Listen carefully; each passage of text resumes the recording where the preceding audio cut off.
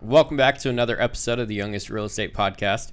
Today we're going to be talking about how agents can invest their way out of production. Johanna, let's go ahead and talk about this. Why would agents want to invest themselves out of real estate to begin with? I think that if you look at it as a career, which it, for some people can be a lifelong career if they enjoy it that much, it's like with everything. I think you grow out of any position or any, any portion of your life, yeah. Right? And real estate is, it's tough. It's a hard business. It's really, tasking on your mind and on your body and on everything. And I think that increasing your income is, as an agent, is your first step towards investing your way out of production. But it shouldn't be the end goal. You shouldn't want to be selling real estate until, you're 60 or 70. You bring up a great point. Like most jobs, you're going to have a 401k. You're going to have retirement plans, right? In real estate, there is no retirement plan. You're basically every single night at midnight, the clock starts over.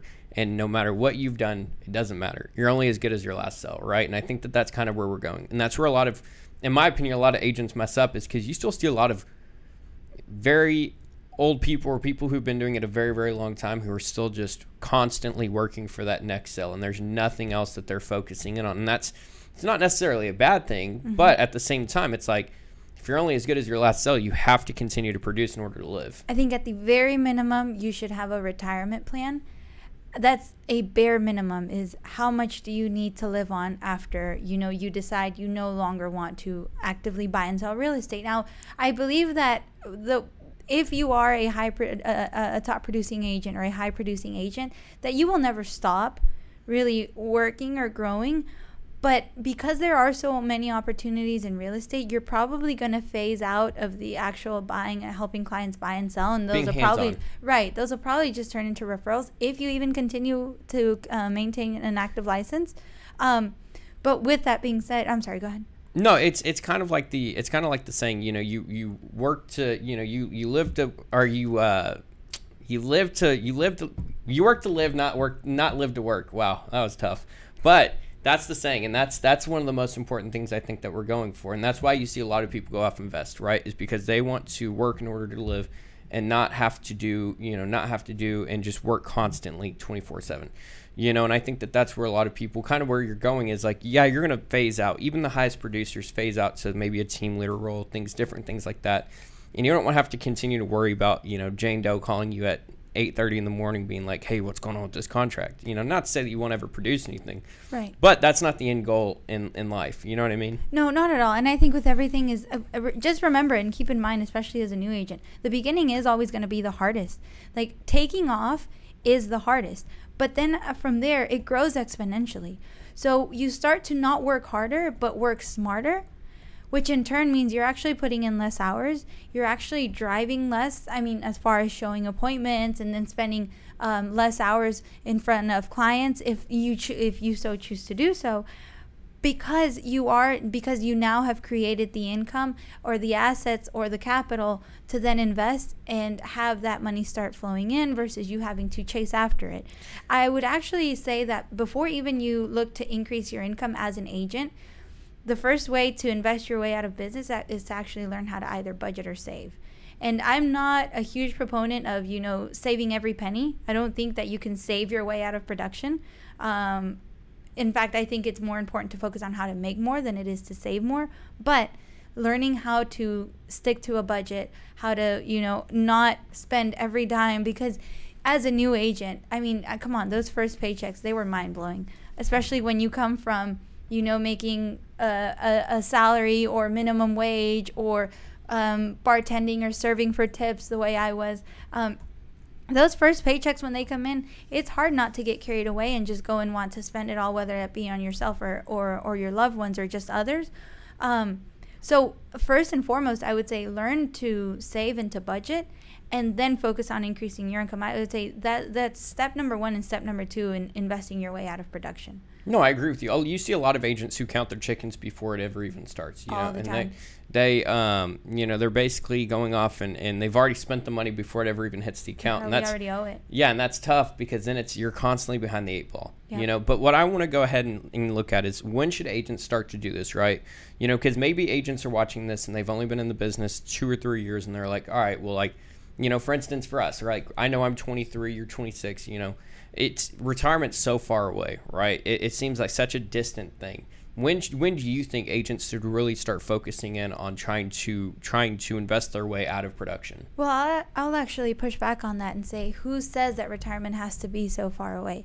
And I also preface that by saying retirement is going to be different for everyone. I don't mean retirement in the sense that you're going to go sit on the beach and drink margaritas for the rest of your days. But you absolutely can, if that's if that's your retirement goal. That would drive me insane after a day or two. But by retirement, in my retirement for me means being able to do what I want when I want with the people that I want, right? So, and that comes through financial freedom. So to me, reaching financial freedom is my quote unquote retirement. I really want to push back on the idea that you have to retire at the age of 50 or 60, or whatever. Why not plan on retiring, depending on how early you start, right? At 30 or 40 or 45 or 50. Why does retirement have to be so far out? Well, it's a societal norm. And I think it's also important to know what your game plan is. I'll tell you, whenever I got in the business, one of the first things that I said, and I'll still say it today, is I want to be at the age of 35. I want to be able to wake up and do whatever I want to do whenever I want to do it. And I don't care what day it is. I don't care what time of the year it is. I don't care. I want to be able to wake up and do whatever. That's my goal. And I think, I say that to say, I think if you know your game plan and you know what goals you've laid out, it's going to help you get to that point, because you kind of reverse engineer it and you say, okay, you have to have a target. Exactly. You have to have a target, because if not, you are going to be, 50, 60, and that's going to be your retirement plan. I totally agree with you. I don't think that the entire idea has to be like, hey, listen, you need to get out, 50 is the earliest you can retire. No, listen, if you can make it to where it's 30, you can retire. Hell yeah. If you can retire next year, do it. That's the goal. Right. So how do you do that as a new agent? Again, like I said, first, you surround yourself with the right people.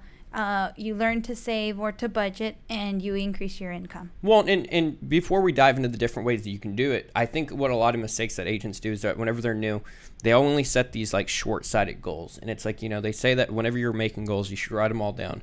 And while short-sighted goals are obviously important, because that's what propels you to the long-term goals, I think in terms of a vision board, you should have 30-day goals, 90-day goals, 120-day goals, 365.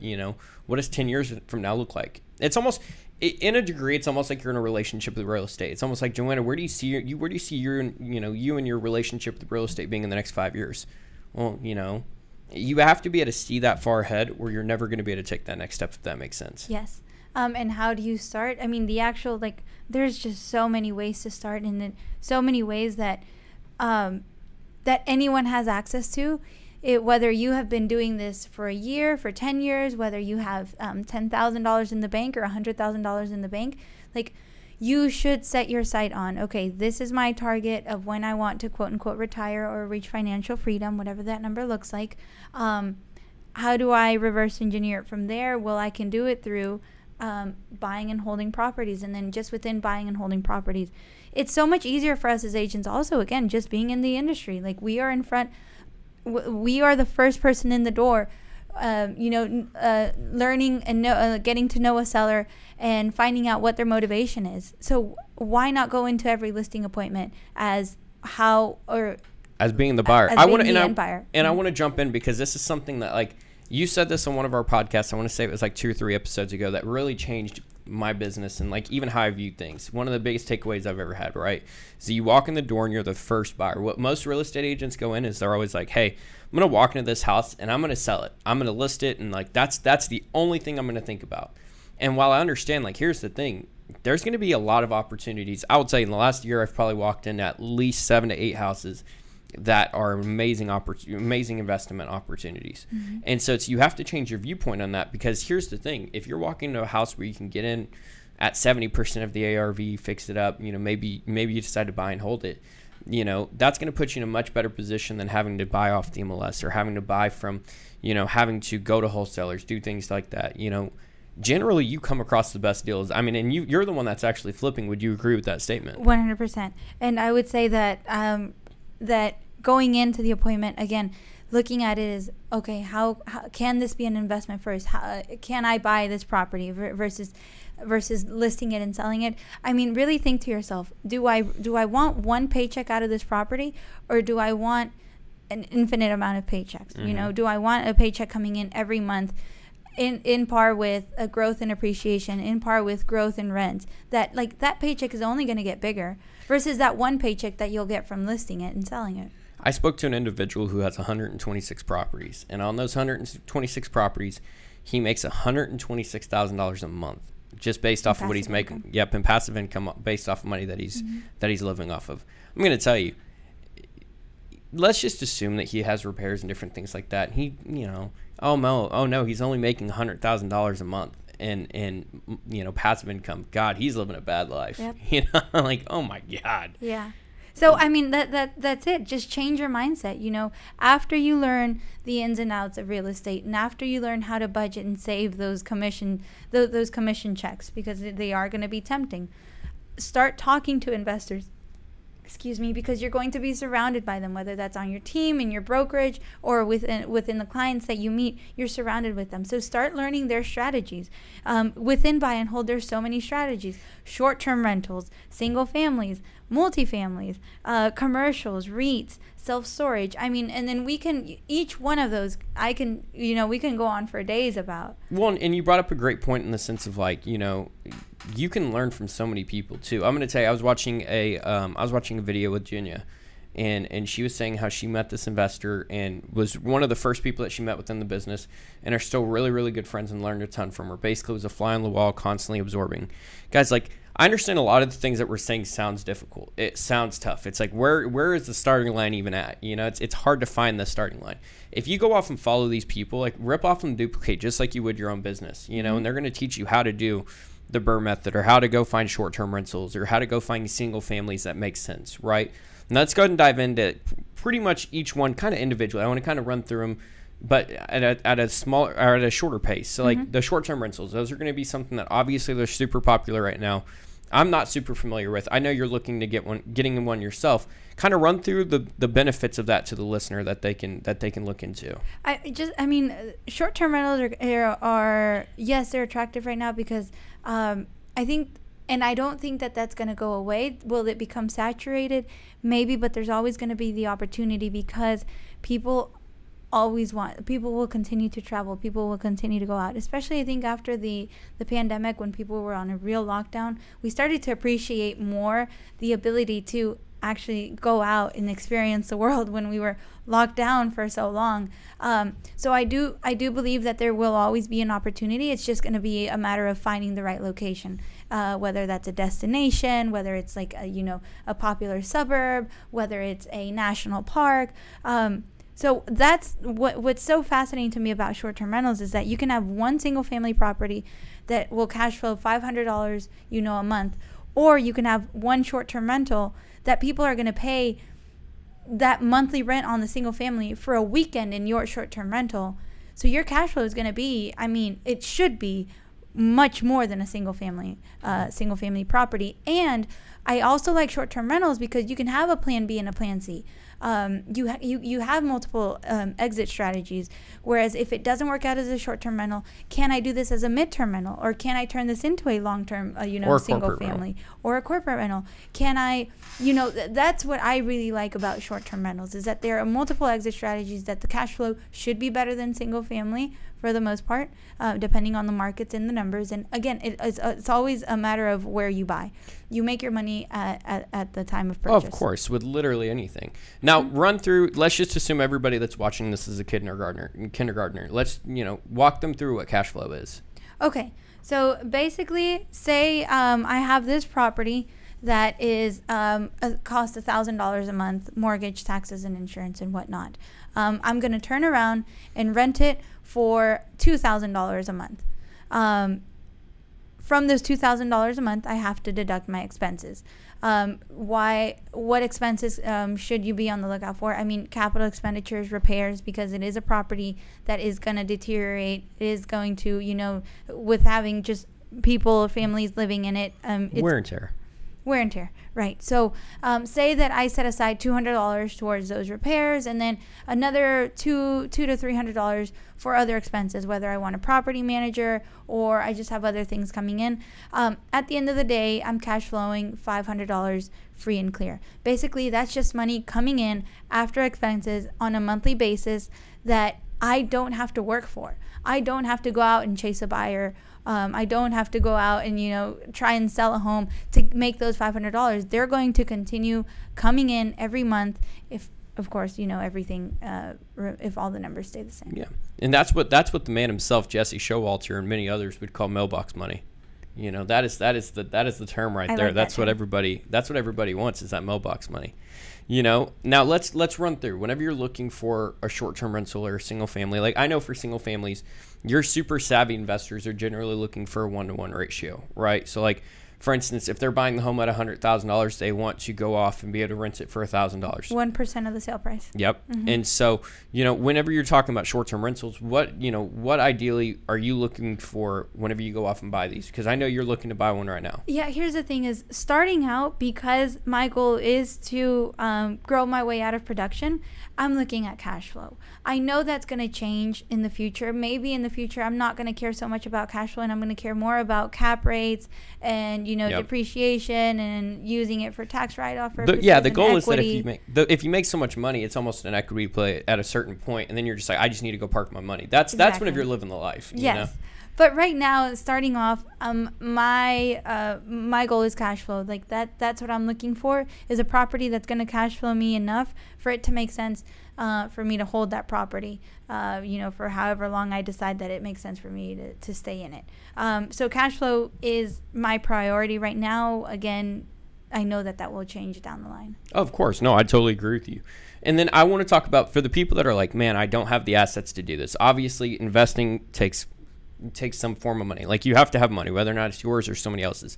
Let's run through, obviously, like, other people's money is always the best way to go off and do this. From somebody that's done it, that's kind of walked that path before, kind of tell people how they can go through and invest without having to worry about having a ton of money saved up, or maybe, you know, having to go through that hurdle. I mean, you just really have to be creative and get out of your comfort zone, and being okay with asking questions and being turned down, and then asking more questions. You know what my favorite saying is, while you're saying that, and I didn't mean to cut you off. No, you're fine. It's change your questions, change your life. Yes, that's true. I mean, exactly. So think about it. Before you go into a listing appointment, how much can we sell this property for? Actually, no. How much can I buy this property for, so where it makes sense that I can hold it and, you know, and then add it to my portfolio and make a good amount of cash flow. So you change the question, you totally change the dynamic of the situation. Oh, of course. And now you're setting yourself up for more success than if you list it. With the changing the question as far as how to use other people's money. While you're in the door, why not ask the seller, would you finance this property? Will you finance this property at, you know, at whatever interest rate makes sense for you? That way you're making more than what you were originally going to make more on the sale, and I get to purchase it without putting up my own money.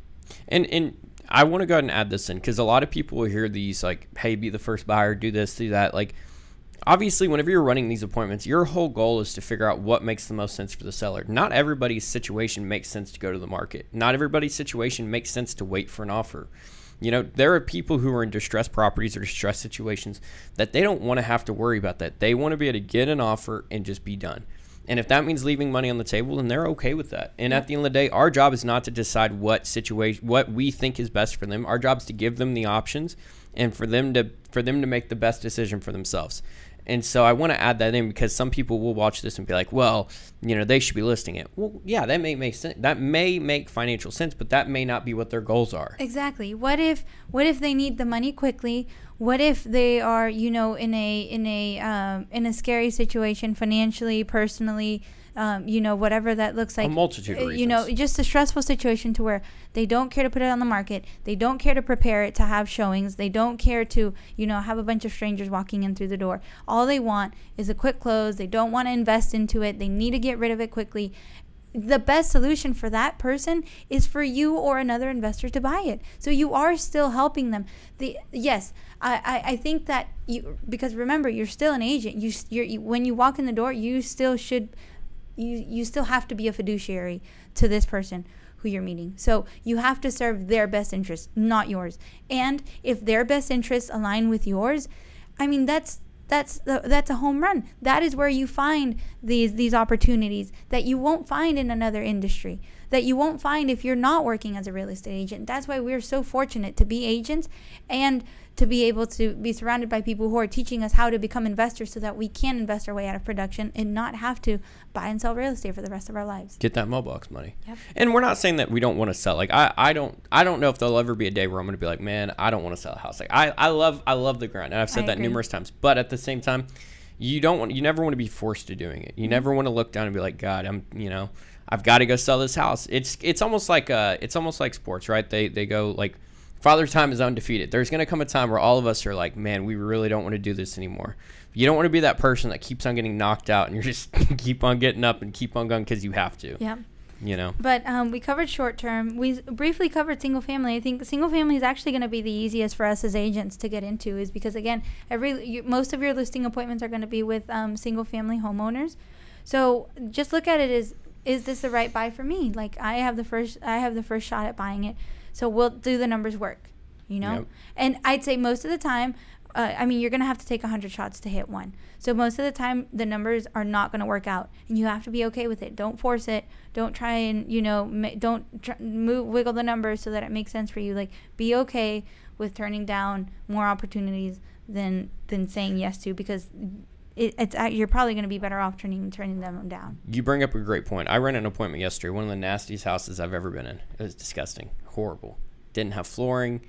It's just nasty all the way around. And we walked in and the seller wants a number and he doesn't want to list. He refuses to list. He's like, I want an offer and that's all I want. I understand I'm leaving money on the table, but this is what I want. We made him an offer and he's like, well, I really want to be here. And I said, while that's great, listen, at the same time, I may not be able to get up to that point. And if that's the case, then I wish you the best of luck. And you have to be willing to cut deals free. Just because they're looking for that situation doesn't mean that they're the right property or the right seller for you. And be okay with moving on. Yeah, it's all about the numbers. Yep. And if the numbers don't work, walk away. And with that, you also have multifamily. You have, commercial. We're just scratching the surface. There's so many ways that you can take this. You have REITs so many and self-storage. And we won't get into those because we're not as familiar with them. But again, just remember that your goal, and maybe not, maybe you do want to buy and sell real estate until, you're 75 because you love it so much. But I hope that is not your only source of income. Yeah. You want to get to the point where you have enough passive income to where you can get up today and say, I do want to sell real estate today, or I don't, and I'll be okay if I don't. So where are other podcasts that people can get resources to how to invest and how to invest their way out of production? Okay, so aside from this, because this one's the best one. This one's the best one, yeah. Bigger Pockets. Really, Bigger Pockets is actually the reason why I'm in real estate. And you can learn so much. They just have so many forums, podcasts. It's actually an overwhelming amount of information. So I would advise, for whether you're an agent or not, to start there if you want to learn more on investing. And pair that with your real estate sales, because I think being a real estate agent and an investor, it's the perfect combination for you to succeed. Yes, you're right there. You're right next to the success. But guys, thank you again for tuning in. Go ahead and like and subscribe. And then next week, we're going to be talking about why women are better real estate agents.